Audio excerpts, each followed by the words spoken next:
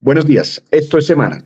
Hoy nos acompaña nada más y nada menos que el defensor del pueblo, Carlos Camargo Asís, quien ha estado pendiente de todo lo que está pasando en materia de derechos humanos, pues desde su gestión, forma parte de su gestión, pero en los últimos tiempos se ha dado un tema de azonadas, un tema muy delicado y de control territorial por parte de algunas organizaciones criminales. Todo esto se ha venido advirtiendo por parte del defensor del pueblo y de la defensoría, claro está, a través de las alertas tempranas. Pero queremos hablar con él sobre esta temática, lo que ha sido su gestión y las cosas que le preocupan frente a lo que está pasando en diferentes regiones del país y que tienen que ver básicamente con el tema de la paz total.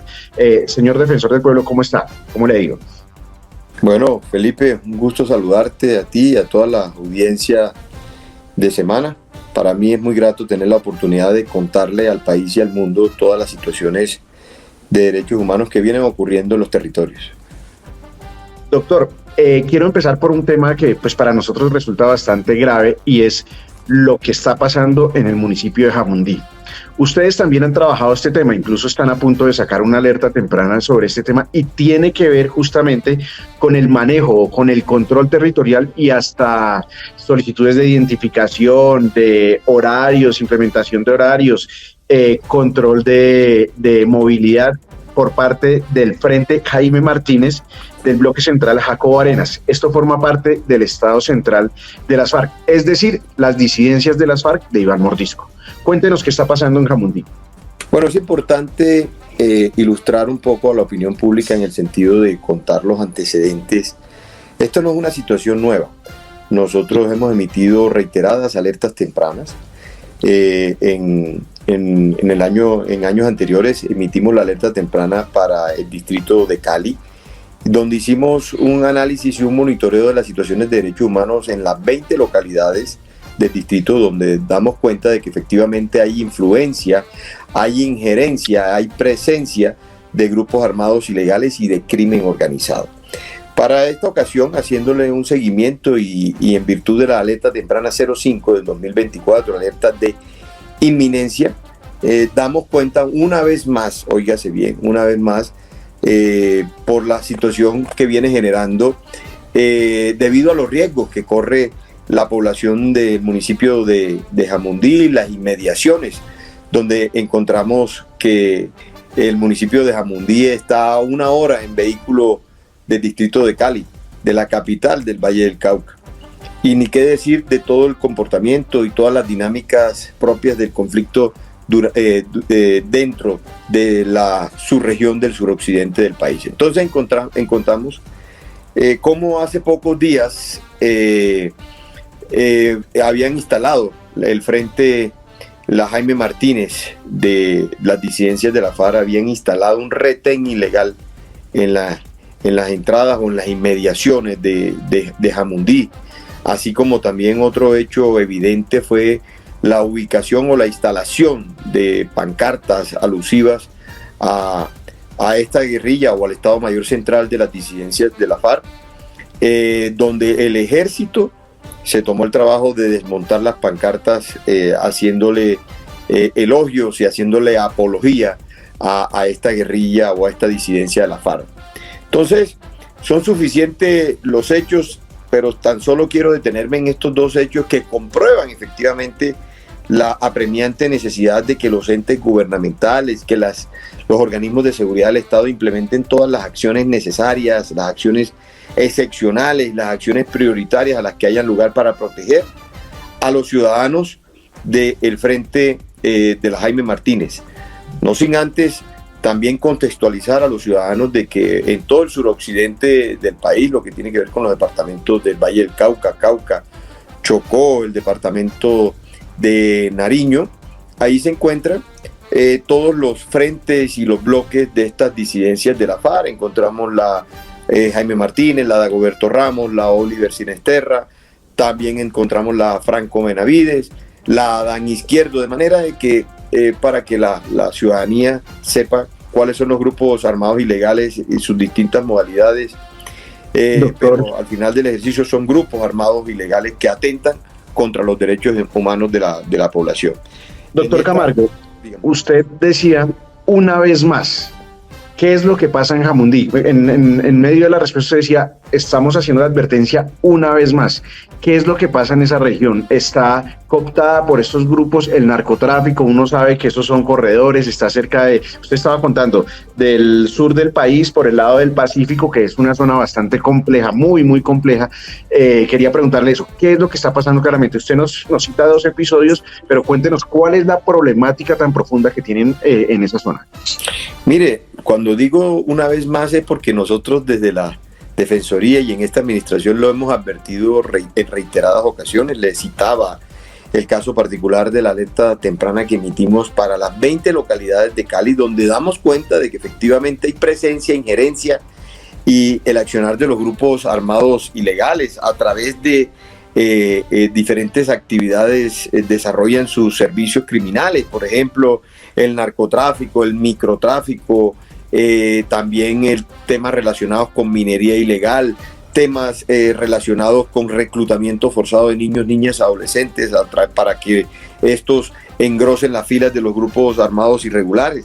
Y esto se ve traducido en situaciones de, por ejemplo, retención, restricción a la movilidad, encontramos secuestros, encontramos homicidios, encontramos la imposición de horarios, la imposición también de los manuales de conducta de todas las personas que habitan en el municipio de Jamundí, sobre todo en la parte rural, ¿sí? Aquí lo que hace el tema un poco particular es que efectivamente Jamundí queda a 1 hora en vehículo de Cali. Jamundí está en las inmediaciones de Cali, de manera de que nos preocupa, y es un corredor geoestratégico, como tú lo decías, Felipe, de todas las situaciones propias del desarrollo de economías ilícitas, del narcotráfico, del microtráfico, de violencia exacerbada, hurtos, extorsiones, homicidios selectivos, homicidios colectivos, de manera de que nosotros, a través de esta alerta temprana 05 del 2024 de inminencia, estamos llamando nuevamente la atención, reiterando esas preocupaciones, reiterando de que el grupo armado ilegal, la Jaime Martínez, está buscando tener un control territorial social a través de la instalación regular de retenes previstos sobre diversas vías terciarias, en donde exigen que las personas estén carnetizadas, y si no están carnetizadas, pues serán destinatarios del impuesto, o serán destinatarios de unas exigencias que de manera ilegal le impone este grupo armado ilegal. De manera de si la persona no porta o no tiene el carnet, es retenida por la guerrilla, incluidos todos los grupos poblacionales. Ellos no tienen que ver con absolutamente nada, mujeres, adolescentes, niños, adultos mayores, personas con discapacidad, también personas en situaciones de vulnerabilidad. Les cobran multas, les obligan a hacer trabajos forzados durante algunos días, de manera de que las exigencias de dinero, eso están a la orden del día. Doctor Camargo, el monitoreo que hacen ustedes es un monitoreo, digamos, particular en el sentido positivo de que el trabajo de la Defensoría es un trabajo de campo. No es un trabajo desde una oficina en Bogotá, sino en las regiones los diferentes defensores regionales están monitoreando, están mirando, están viendo en el territorio todo lo que pasa. Y eso se convierte en las alertas tempranas que usted presenta y que ha presentado varias, y muy detalladas, de asuntos de ese tipo. ¿Qué pasa con el gobierno? No están, o la fuerza pública, no están escuchando las alertas tempranas. Incluso, es muy claro, ustedes han advertido posibles azonadas o posibles actos como estos que están ocurriendo antes de que sucedan, y las fuerzas militares o de policía no han tomado decisiones. ¿Qué es lo que está pasando en este sentido? No hay interacción, no les están copiando a lo que ustedes investigan. ¿Qué es lo que pasa ahí? Mire, Felipe, yo quiero enviar un mensaje, porque el carácter de las alertas tempranas es un carácter eminentemente preventivo y humanitario. Entonces, en ese orden de ideas, yo de nada me sirve hacer juicios de responsabilidad o juicios de reproche sobre una u otra autoridad. Aquí lo que se trata es que atiendan cabal y rigurosamente las alertas tempranas que emite la Defensoría del Pueblo, porque a través de esa atención es que vamos a lograr que se mitiguen, contener, evitar, contrarrestar toda esa serie de riesgos en materia de derechos humanos, en materia de homicidios, en materia de hurtos, en materia de instalación de minas antipersonal, de reclutamiento forzado, en materia de secuestros, en materia de hurtos, de manera de que el mensaje es claro y es propositivo, constructivo, frente a la invitación a todas las instituciones de cualquier nivel de la administración, local, departamental, nacional, que ellos sepan que tienen una obligación, y así como ellos tienen el mandato popular, yo tengo el mandato constitucional de monitorear todas las circunstancias de derechos humanos que se presentan en nuestro país, pero ellos también tienen el mandato popular de proteger, de garantizar la vida, honra y bienes de los habitantes en el territorio, y eso también es deber de nuestras fuerzas militares, de nuestras fuerzas armadas legítimas del Estado colombiano, que hoy hemos visto menguado ese carácter o ese cumplimiento de ese deber constitucional de protección de vida, honra y bienes y garantía de derechos y libertades. ¿Por qué? Porque tenemos un cese al fuego con unas estructuras armadas al margen de la ley, donde está claro de que según el reporte de la Defensoría, durante el año 2023 se presentaron 236 acciones bélicas violentas, directas o indirectas, y donde quedó claro y evidenciado una vez más que lo único que honra el cese al fuego es nuestras Fuerzas Armadas legítimas del Estado colombiano. Los grupos armados ilegales registraron más de 200 acciones bélicas directas con la interposición de la población civil, porque aquí hay que llamar las cosas por su nombre. Aquí el afectado, el único afectado, es la población civil que queda en el cruce de las disputas y de las confrontaciones. Eso que está usted diciendo es muy grave, doctor Camargo. ¿Por qué? Porque si realmente lo que ve uno en estas negociaciones, o el único avance que se ha dado, ¿cierto?, son los ceses, ¿cierto? Bueno, y la liberación de algunos secuestrados por parte del ELN. Pero si los ceses no se están cumpliendo, ¿qué sentido tiene establecer un cese? Si lo están haciendo para fortalecerse, siguen dándose las sazonadas, siguen dándose los controles territoriales, sigue dándose todo ese tipo de casos. ¿Cree usted que se está fallando en la mesa? Digamos, usted es muy tranquilo, no hace señalamientos al hablar, pero esto es una realidad, ¿cierto? Una realidad verificada en el campo por ustedes. Mira, Felipe, yo quiero ser categórico en algo que he dicho desde un principio cuando se establecieron los ceses al fuego. Todas esas medidas son respetables y esos son privativos y exclusivos del presidente de la República, quien lidera todo lo relacionado con la política pública de paz en el país. Pero es importante, y lo hemos dicho desde la Defensoría del Pueblo y lo reitero, nosotros le apostamos al proceso de paz, pero no le apostamos a un proceso de paz sin condiciones y sin reglas claras. No, es importante que a la ciudadanía, que a las poblaciones en el territorio nacional se les hable claro frente a situaciones que ellos vienen siendo y que ellos vienen padeciendo. Por ejemplo, ellos son los que padecen las extorsiones. La ciudadanía es la que padece los homicidios. La ciudadanía es la que padece el reclutamiento forzado de niños, niñas, adolescentes. La ciudadanía son las que son víctimas de la instalación de minas antipersonal. La ciudadanía son las que son víctimas de los secuestros.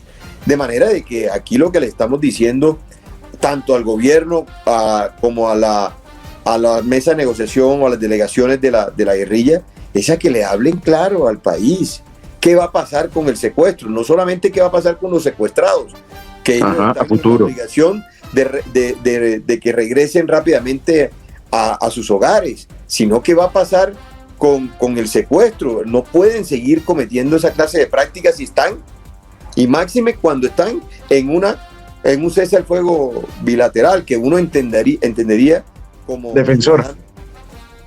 Lo que usted le está diciendo es grave. Usted está haciendo una descripción de una negociación de paz o una apuesta por paz total con muchos errores. Es su descripción más las cifras y las alertas que ustedes manejan. ¿Va camino al fracaso la apuesta por la paz total? En el panorama, no es un señalamiento suyo, en el panorama que se está viendo en el país y que ustedes mismos revelan a través de los informes que presentan, ¿va camino al fracaso? ¿O es una paz total que lo que menos tiene en cuenta es a los ciudadanos, que son los principales afectados? Mire, Felipe, yo le arranco por atrás, por lo último que usted acaba de decir. Para mí, en mi condición de defensor del pueblo, lo más importante es que se garanticen los derechos de las víctimas. Para mí lo más importante es que se garanticen los derechos de la ciudadanía. Y en ese orden de ideas, es importante que haya claridad por parte del gobierno nacional en representación del Estado colombiano frente a cualquier estructura armada ilegal. Es que le hablen claro de una vez por todas al país y al mundo y que le digan qué va a pasar con el secuestro, qué va a pasar con el reclutamiento de menores de edad. Yo le he enviado reiteradas comunicaciones a la mesa de negociaciones tanto con el ELN como con el Estado Mayor Central de las disidencias, el autodenominado Estado Mayor Central de las disidencias de la FARC, donde les he dicho, hombre, háblenle claro al país, todos tenemos esa gran aspiración, todos tenemos ese gran anhelo que es lograr consolidar y materializar la paz de todos los colombianos y que sea una verdadera paz, que sea una paz real, una paz estable y duradera. Entonces, en ese orden de ideas, lo que yo le quiero reiterar a los grupos armados ilegales y al Estado colombiano es que, hombre, efectivamente háblenle claro al Estado colombiano, no le oculten, que le digan de una vez por todas qué va a pasar con el cese inmediato de afectación de derechos humanos en temas de extorsión, de homicidios, de reclutamiento, de secuestros. Y por eso le podemos dar una reconducción, una reorientación al proceso de paz. Todos le apostamos a que si le va bien al presidente de la República, pues nos va bien a todos los colombianos. Pero en mi condición de defensor del pueblo no debo decir otra cosa distinta a que le hablen claro al país en qué va a pasar frente a esas situaciones por las disputas, por las afectaciones generadas por los grupos armados ilegales. A título de advertencia. Felipe, sí, señor. Es importante llamar las cosas por su nombre, porque aquí a la ciudadanía no puede planteársele un distractor o un sofisma de distracción. Mientras la mesa de negociaciones están hablando claramente de buscar salidas, buscar soluciones, buscar alternativas frente al secuestro, frente a la extorsión, frente al reclutamiento forzado, otra realidad muy distinta es lo que viene ocurriendo en los territorios, donde claramente observamos cómo estos grupos armados han venido creciendo, cómo estos grupos armados han venido expandiéndose, cómo estos grupos armados han venido consolidándose. Y lo hemos dicho reiteradamente. A título de advertencia, señor defensor, ¿es esta una advertencia de que efectivamente la paz total como se está manejando va camino al fracaso? O sea, porque es que la paz tiene que sentirse en las comunidades, no en una mesa en otro país. Mire, Felipe, yo se lo pongo en positivo porque a mí no me gusta ser apocalíptico, ni quiero ser, pero las cosas en su real dimensión. Como están planteados las mesas de negociaciones, como están planteados el avance en los diálogos, desafortunadamente hay que decirle que no pinta un buen panorama. Entonces, en ese orden de ideas, a la guerrilla decirles que no se burle del pueblo colombiano y que aproveche este momento histórico, que aproveche la generosidad que ha tenido el gobierno nacional de adelantar diálogos y negociaciones con los grupos armados ilegales. Pero es importante que haya una reorientación, que haya una reconducción, que haya un acto de contrición por parte de los grupos armados ilegales y de la mesa de negociaciones, que aquí lo que necesita realmente el pueblo colombiano es que le hablen con claridad de qué va a pasar con el secuestro, qué va a pasar con la extorsión, qué va a pasar con la instalación de minas antipersonal que vienen generando víctimas por todo el territorio nacional, qué va a pasar con los homicidios selectivos y colectivos. De manera de que yo sí quiero ser puntual y quiero ser muy claro y categórico frente a cuál es la posición de la Defensoría del Pueblo frente al proceso de paz total, a las negociaciones con los grupos armados ilegales y al cese al fuego bilateral. Aquí lo que presentamos desde la Defensoría son hechos objetivos. Hacemos un balance objetivo de qué viene ocurriendo con el cese al fuego bilateral. Así estemos o no estemos en el mecanismo de monitoreo consignado en el decreto que decreta efectivamente el cese al fuego bilateral con las estructuras armadas ilegales. Doctor Camargo, usted acaba de hablar de varios temas que realmente preocupan. Habló de secuestros, habló de extorsión, habló de presencia de grupos armados. Hay una cosa que ustedes han estado leyendo desde hace varios meses o años que tiene que ver con la presencia de organizaciones criminales en diferentes municipios y regiones del país. hace un tiempo ustedes sacaron, no mucho, una alerta en la que advertían que en el actual gobierno ha crecido la presencia de grupos criminales en diferentes regiones y municipios. ¿Cómo ha sido ese cambio? ¿Cómo se ha extendido esa presencia criminal? Mire, Felipe, es evidente ante los ojos de cualquier ciudadano el crecimiento que han tenido los grupos armados ilegales. Es claro, y nosotros una vez más damos cuenta, lo presentamos en el año 2023 con ocasión de la alerta de contexto electoral, donde dimos cuenta de que efectivamente el Clan del Golfo en el año 2019 hacía presencia en aproximadamente 130, 140 municipios. Hoy le decimos una vez más que el Clan del Golfo para el año 2024 hace presencia en más de 400 municipios, en más de 24 departamentos. También le dijimos al país que el Ejército de Liberación Nacional, ELN, con quien tiene el gobierno nacional un cese al fuego decretado, en el año 2019 hacía presencia en 110 municipios.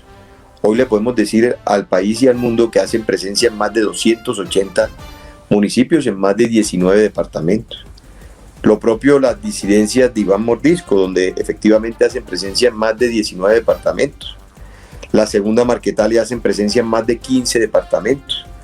Las estructuras de crimen organizado en el año 2019 habían aproximadamente 110 estructuras de crimen organizado haciendo presencia en municipios. Hoy podemos decir que hay más de 180 estructuras de crimen organizado. De manera de que estos son datos objetivos que presentamos para que sea el ciudadano el que saque sus propias conclusiones. Son datos objetivos muy, muy preocupantes. ¿Quiere decir esto que más o menos el 30% del país hay presencia efectiva, 30-40% del país, presencia efectiva de organizaciones criminales? Sí, señor. De manera de que, y vemos que esa presencia ha venido aumentándose, ha venido creciendo de manera significativa. Sostenida. Y de manera sostenida, correcto. Entonces observamos, Felipe, situaciones como la que conocimos hace un par de semanas en el Medio San Juan, en el departamento del Chocó. Situaciones de confinamiento de más de 40.000 personas. Estamos hablando de por qué generan esas situaciones de confinamiento, porque hay que decirle al país y explicarle al ciudadano por qué se generan esas situaciones de confinamiento de las comunidades, sencillamente por las disputas por el territorio y por el control de la población de los grupos armados ilegales, en ese caso particular del ELN con el Clan del Golfo. ¿Sí?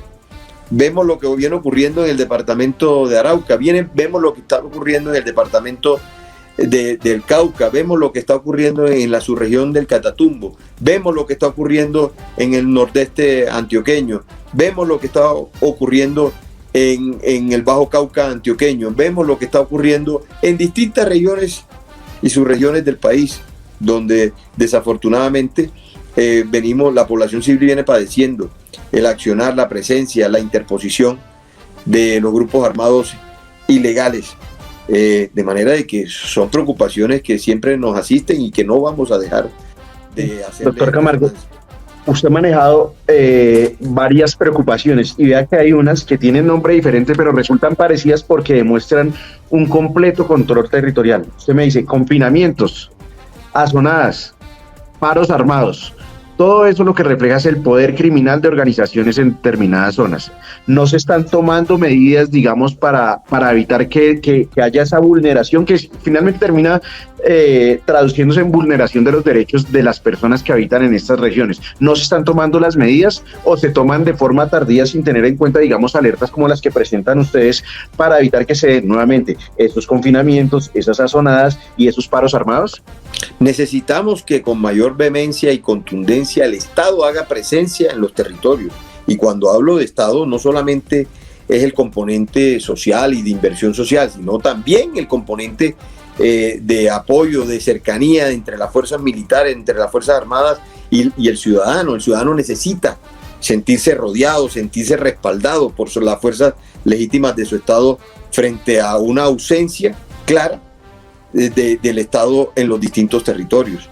De manera de que la invitación que hacemos nosotros desde la Defensoría una vez más es a que haya presencia permanente del Estado a través de su oferta institucional, a través de nuestra fuerza pública, acompañando al ciudadano. Mire, Felipe, yo le voy a decir una cosa que no solamente es percepción, sino es una realidad. Y se lo digo sin el ánimo de demeritar o de menospreciar o de menoscabar ninguna clase de derechos, y más en mi condición de defensor del pueblo, eso sería un despropósito hacerlo. Pero le quiero decir una cosa: cualquier ciudadano que usted visita en cualquier rincón del territorio, hoy por hoy anhela más que se le brinden condiciones mínimas de seguridad antes que cualquier otro derecho fundamental. Entonces es muy importante que tengamos presente, y al ciudadano hay que interpretarlo, al ciudadano hay que leerlo, al ciudadano hay que atenderlo y ser receptivo con cuáles son las legítimas aspiraciones del ciudadano en todos los rincones del país. Acuérdese que la Defensoría del Pueblo tiene oídos y tiene ojos en todo el país, el territorio nacional. Nosotros tenemos 42 regionales en todo el país, nosotros tenemos una muy buena presencia, pero sobre todo tenemos algo que es que el ciudadano confía en el trabajo que hace la Defensoría del Pueblo cuando deposita la confianza en lo que le cuenta, en lo que le refiere a cualquier funcionario de la Defensoría. Doctor, vea que esa expansión de grupos territoriales llega con una necesidad de ellos de incrementar su poder, sus armas y su tropa. Usted ha sido enfático en reiteradas ocasiones al advertir el tema del crecimiento del reclutamiento de menores en el país. ¿Cómo es ese panorama, digamos? ¿Cómo es ese panorama y qué tanto ha variado o ha crecido en los últimos tiempos justamente con esa erupción de grupos armados en el país? Mire, Felipe, es importante y es un hecho que es evidente. En la medida de que crecen los grupos armados ilegales, crecen su presencia, se consolidan en el nivel territorial y en el nivel social también de las poblaciones. También es importante observar cómo los cultivos ilícitos también crecen, donde vemos y observamos que efectivamente ellos adquieren un carácter hegemónico en muchas regiones del país, los grupos armados ilegales, de manera de que en lo que tiene que ver con el flagelo y lo que tiene que ver con la práctica irregular del reclutamiento forzado, llama la atención de que efectivamente es una situación, así como las demás situaciones de derechos humanos, ninguna de las anteriores ha disminuido, todo lo contrario, se ha sostenido o ha aumentado. Entonces, es importante en lo que tiene que ver con el reclutamiento forzado. Vemos que los grupos armados se han fortalecido, vemos que los grupos armados han crecido, y entonces en ese orden de ideas podemos decir con claridad y vehemencia de que el reclutamiento forzado ha sido inmenso y ha venido también en crecimiento. Vemos como departamentos como el Cauca, le quiero poner solamente un ejemplo porque el pueblo colombiano es importante que sepa de situaciones muy puntuales que ocurren en los territorios, no que ocurren en Bogotá, en las cabeceras, en los centros urbanos, no, ocurre en el departamento del Cauca. Allá tienen el principal centro de acopio, el principal centro de entrenamiento y de concentración de menores de edad para reclutarlos y posteriormente entren a engrosar las filas de los grupos armados ilegales y posteriormente no solamente ser distribuidos en el suroccidente del país, sino para toda la geografía nacional. De manera de que es importante que el pueblo colombiano y la opinión pública en general conozca lo que está ocurriendo con casos puntuales en distintos territorios y sus regiones. Aprovechando eso, empezamos esta entrevista hablando de Jamundí, que es un tema que pues, nos preocupa a todos, le preocupa a usted, nos preocupa a nosotros, un tema que hemos trabajado. Usted me ha hablado del Cauca, de Nariño, de todo este corredor, digamos, del narcotráfico en la zona oriental del país, pero también estábamos hablando del crecimiento de la presencia de organizaciones criminales en diferentes zonas del país. ¿Qué regiones son las que más le preocupan a usted, señor defensor? Mire, no puedo hacer excepciones porque me preocupan todas las regiones del país. Claro. Por supuesto, vienen presentándose de manera sistemática vulneración a los derechos humanos. También observamos una situación recurrente que es el crecimiento, la expansión, el fortalecimiento de las estructuras armadas ilegales. Me preocupa muchísimo todas las situaciones que vienen ocurriendo en la subregión del Catatumbo, Claro. todo lo que viene ocurriendo en el departamento del Cauca, lo que viene ocurriendo en el suroccidente del país, en el Valle del Cauca. Mira cómo damos cuenta con esta alerta temprana de inminencia en el municipio de Jamundí, en inmediaciones de Cali. Recordemos, y de esto no quiero ni estigmatizar ni mucho menos, pero recordemos en años anteriores cómo el suroccidente del país fue víctima de la influencia y de la presencia y del accionar, en muchos casos, de los grupos armados ilegales. Me preocupa también lo que viene ocurriendo en las disputas que hay entre las autodefensas gaitanistas de Colombia, el Clan del Golfo, y las autodefensas conquistadoras de la Sierra Nevada, con ese desplazamiento en el municipio de Barranca de la etnia de los Huigua. También me preocupa lo que viene ocurriendo en el nordeste antioqueño. También me preocupa lo que viene ocurriendo en el Bajo Cauca antioqueño y sus 7 municipios. También me preocupa lo que viene ocurriendo en el departamento de Arauca, en el nororiente de nuestro país. De manera de que si hacemos un recorrido, te puedo hacer una relación clara de todas las situaciones que me preocupa en los distintos departamentos y sus regiones del país, porque de verdad, históricamente no había visto una situación con este antecedente o con este precedente tan desafortunado en lo que tiene que ver con la expansión de los grupos armados, con la presencia, con el accionar, con la exacerbación de los factores de violencia, de manera de que son situaciones que vale la pena destacar y, por supuesto, hacer un llamado, como lo hemos venido haciendo, respetuoso. No es nada personal, pero sí es un tema institucional y que es importante que las autoridades... Alguien lo tiene que decir. Tanto del orden Y es municipal, como del orden departamental, como del orden nacional, se pellizquen, se pongan en la tarea de efectivamente no generar tanta generosidad por parte del Estado colombiano a los grupos armados ilegales. A los grupos armados ilegales hay que hablarles con claridad y de manera categórica. Ellos tienen la oportunidad histórica y el tiempo se les está acabando o el tiempo se les acabó para que ellos tomen la decisión de qué van a hacer, qué va a pasar con el secuestro, qué va a pasar con el reclutamiento y con todas las situaciones de vulneración a los derechos humanos, donde la población son los únicos afectados. Y otra situación que es muy importante, que la opinión pública lo sepa: los bajos índices de denuncia. ¿Para qué? ¿Por qué?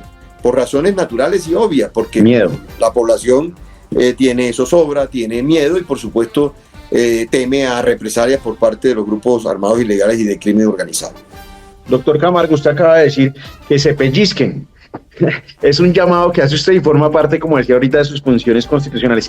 ¿Quiénes se tienen que pellizcar? ¿El presidente de la República, los negociadores, las fuerzas militares y de policía? Todos los anteriores. ¿Qué mensaje le manda al presidente, digamos, en ese sentido de que se pellizquen? No, un mensaje muy respetuoso, como siempre, a nivel institucional. El presidente es la cabeza visible, es el primer magistrado de la nación. Nosotros como Institución Nacional de Derechos Humanos siempre vamos a estar acompañando los buenos propósitos a favor siempre de la garantía y de la protección de los derechos y de las libertades de los ciudadanos en todo el territorio nacional. Siempre vamos a llamar las cosas por su nombre. Necesitamos que todas las autoridades de cualquier orden cumplan y honren el mandato popular por el cual fueron elegidos. Y el mandato popular para el cual fueron elegidos está el derecho a la seguridad, está el derecho a la libertad, está el derecho a la vida, está el derecho a la integridad.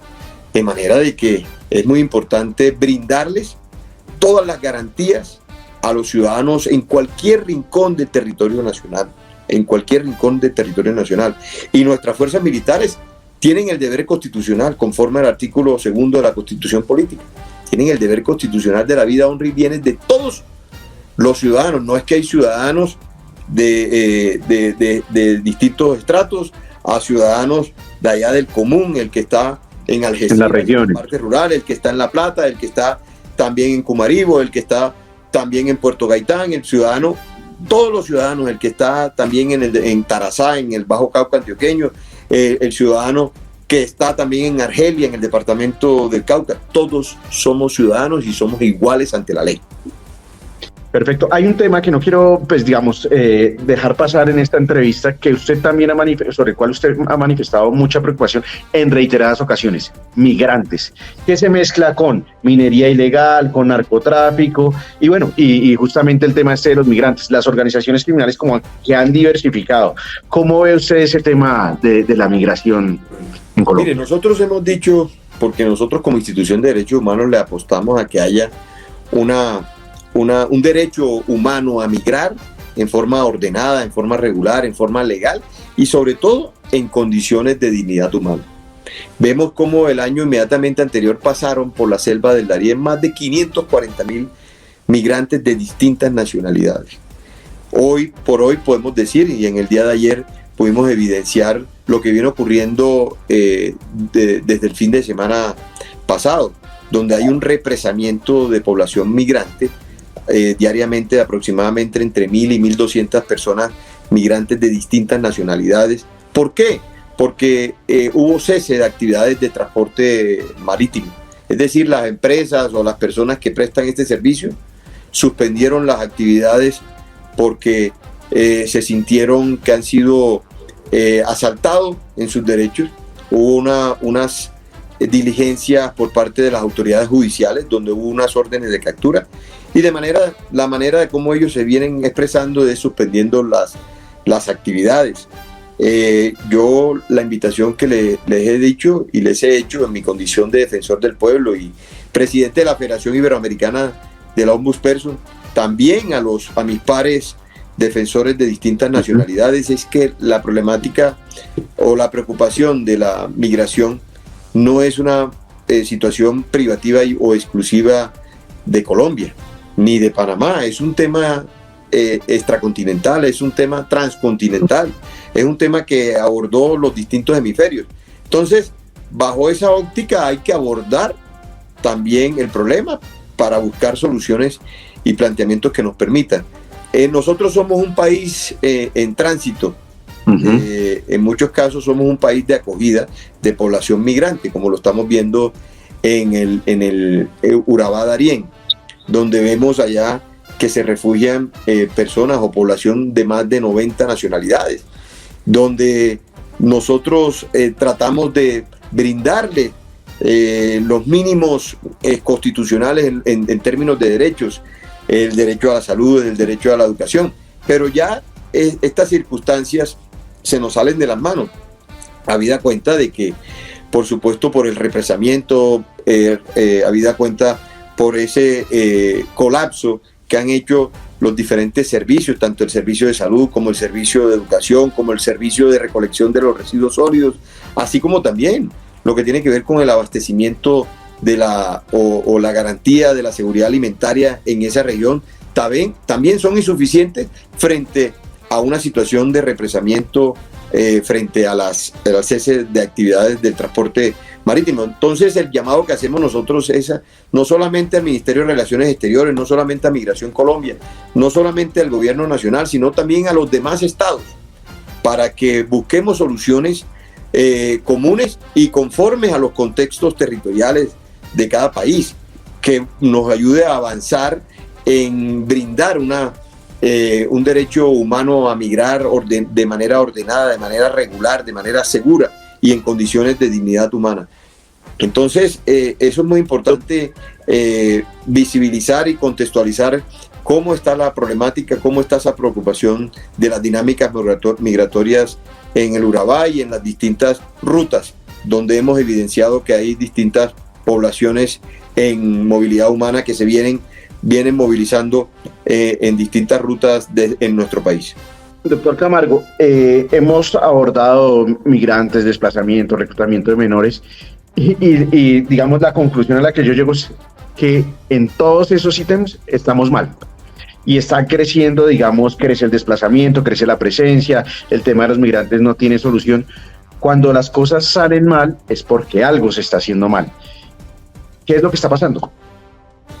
No, aquí el llamado que nosotros hacemos una vez más, atendiendo de que nuestras facultades son facultades preventivas, es a que alcaldes, gobernadores, gobierno nacional, todos nos pongamos en la tarea, trabajar de manera mancomunada, trabajar de manera articulada, sin prevenciones.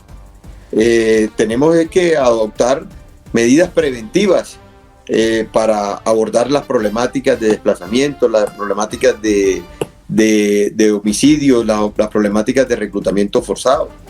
Eso es lo que debemos hacer y que tomar medidas, tomar decisiones contundentes. Escuchen a la Defensoría, por favor. Contra los adversarios, que el adversario nuestro son los grupos armados ilegales. De manera de que ese es el llamado que hacemos nosotros una vez más. Mire lo que hemos hecho en el caso de la alerta temprana que acabamos de emitir para Bogotá. El llamado no es distinto a decirle al alcalde de Bogotá, aquí tiene una defensoría que le brinda todos los elementos, que le da todas los datos o los insumos que tenemos nosotros para que usted, como primera autoridad del distrito en asocio con el gobierno nacional, tomen todas las medidas de fondo, todas las medidas a las que haya lugar para lograr contrarrestar toda esta serie de flagelos que se vienen presentando en Bogotá. Es que, a ver, las cifras no mienten, las cifras son objetivas. Vemos cómo entre el año 2023 y el año 2022 aumentó el hurto en Bogotá. Vemos entre el año 2022 y el año 2023 aumentó un 15% los homicidios en Bogotá. ¿Conforme a qué? Conforme al registro de la Secretaría de Seguridad. De manera de que aquí es importante atender cada uno de los llamados, cada una de las alertas, cada una de las recomendaciones para poder así tener claro una hoja de ruta o la hoja de ruta a seguir para contrarrestar toda esta serie de flagelos, que son muchas las preocupaciones, pero hay que asumir las cosas con vehemencia y que con absoluta claridad y ser categóricos. Perfecto. Muchas gracias por haber estado con nosotros, doctor Camargo. Lo dejo para que siga con su labor, digamos, en todo el país. Las advertencias que son muy necesarias, que ojalá se tomen en serio, porque realmente advertencia que ustedes han hecho, lío que termina más adelante. Entonces, muchas gracias por estar con nosotros. Acá nos despedimos de todos los que nos están viendo a través de todas las plataformas de Semana. Muchas gracias por estar en todas las plataformas. Sigan con nosotros en www.semana.com. Muchas gracias.